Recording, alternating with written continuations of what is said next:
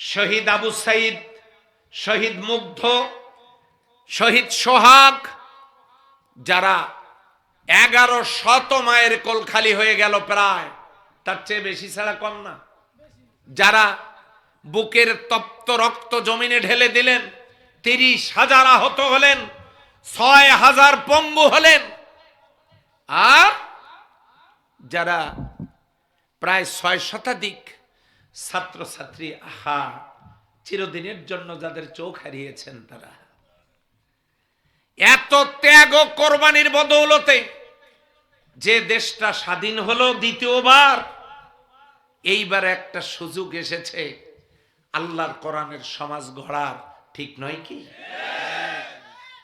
সম্মানিত ভাইয়েরা, এই সুযোগটা যদি আমরা কাজে লাগাতে পারি তাহলে উলাইকা হুমুল মুফলিহুন, তারা সফল কাম।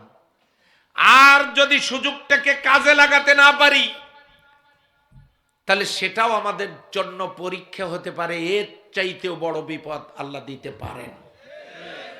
সেই জন্য কোনো মুনাফিক হাত তুলবেন না। কে কে চান আল্লাহর জমিনে কোরআনের সমাজ চালু হোক, এটা চান যারা, তারা হাত তোলেন।